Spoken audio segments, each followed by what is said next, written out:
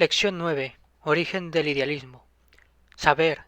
El saber para el realista consiste en tener en la mente una colección, lo más variada, amplia y rica posible de los conceptos, que le permiten deambular por el mundo entre las realidades sin sentirse nunca sorprendido, porque cada vez que encuentra algo, si es verdaderamente sabio, tendrá en su mente el concepto correspondiente. Si encuentra algo que no conoce, se acercará más, mirará en ello, y, o bien, a una mayor proximidad, logrará encontrar al fin el concepto que le corresponde, o formará de esa cosa nueva, de esa substancia nueva que tiene delante, un concepto nuevo, y aumentará con ello el caudal de su saber. La realidad para el realista es un reflejo, puesto que todo lo que ve tiene un concepto que se puede conocer. La verdad es la adecuación entre el pensamiento y la cosa. ¿Cómo se ha conseguido esa adecuación? La adecuación es obtenida mediante la recta formación de los conceptos. El trato continuo en nuestra vida con las cosas hace que la mente forme los conceptos. En el fondo de todo este procedimiento encontramos en el realismo siempre las mismas hipótesis, o mejor dicho, el mismo postulado fundamental, a saber, que las cosas son inteligibles, que las cosas son las que tienen en su propio ser la esencia, la cual es accesible al pensamiento porque el pensamiento se pliega, coincide perfectamente con ella. La inteligibilidad de las cosas mismas es, pues, uno de los postulados esenciales del realismo. Y habiendo llegado ya en Aristóteles el realismo a esa forma flexible, ramificada, llena de individualización concreta, es este momento en el cual el realismo despliega al máximo de sus posibilidades y adopta la forma más perfecta que se le ha conocido en la historia. A partir de este momento, el realismo se adueña completamente de los espíritus, de modo tanto más fácil cuanto que la propensión natural del hombre coincide con la hipótesis fundamental del realismo. La propensión natural del hombre es la de contestar a la pregunta metafísica señalada hacia las substancias individuales, cuyo concepto constituye el universo, y señalando hacia ellas no sólo en el sentido de decir que existen, sino además en el sentido de expresar qué son, o qué son, su esencia, además de su existencia. Pero la creencia aristotélica empieza a sufrir menoscabos a partir del siglo XV, todo esto por hechos históricos, siendo, primero, la destrucción de la unidad religiosa, es decir, guerras religiosas, y segundo, el descubrimiento de la tierra y de los cielos. El descubrimiento de la esfericidad de la Tierra cambia la actitud, cambia la imagen de la realidad terrestre. El nuevo modelo del sistema planetario de Kepler y Copérnico desenvuelven, cambian por completo la idea que los hombres tenían de los astros y de su relación con la Tierra. La Tierra cesa de ser el centro del universo. Es un grano de arena perdido en la inmensidad de los espacios infinitos. Aristóteles le concedía a la Tierra ser el centro del sistema solar, pero conforme suceden los hechos históricos, se pierde la fe en las afirmaciones de Aristóteles. Se llega a la necesidad de plantear nuevos problemas, siendo Parménides el principio de todo planteamiento filosófico.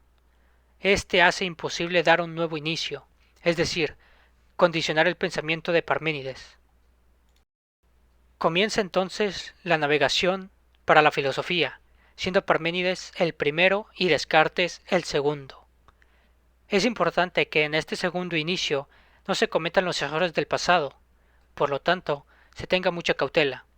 Esa cautela existe para responder a la pregunta ¿quién existe? Pero antes de responder es importante no cometer el error que cometieron los griegos. Antes de plantear el problema metafísico, se plantea cómo evitar el error.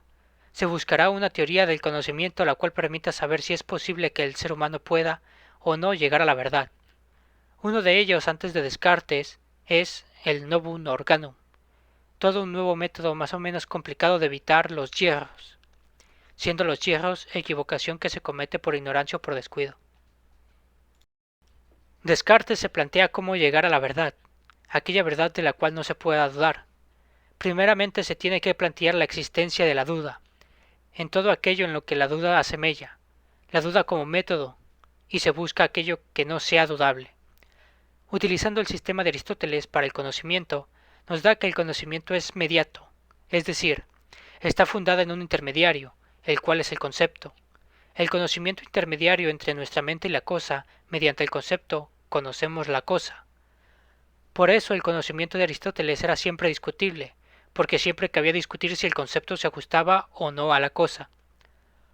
Lo único que es capaz de la inmediatez es el pensamiento mismo, cuando ya no es entre el pensamiento y la cosa, sino entre el pensamiento y yo. Si yo considero que todo pensamiento es pensamiento de una cosa, yo puedo dudar siempre de que la cosa sea como el pensamiento la piensa.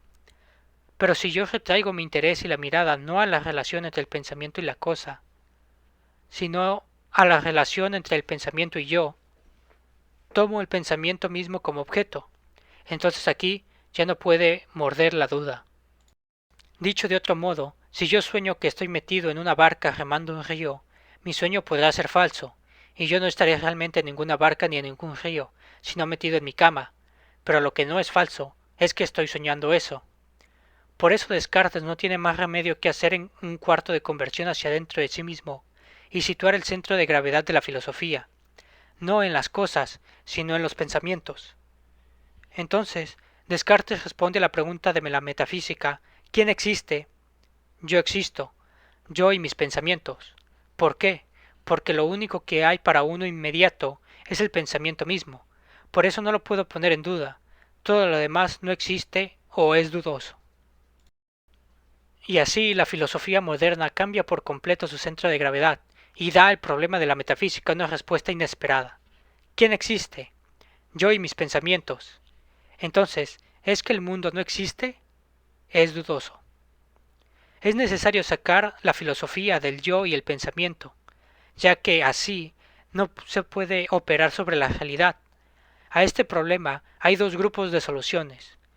Grupo de solución psicológicas que consiste en investigar el alma humana, sus leyes internas, por introspección, y aquí están los ingleses y Hume.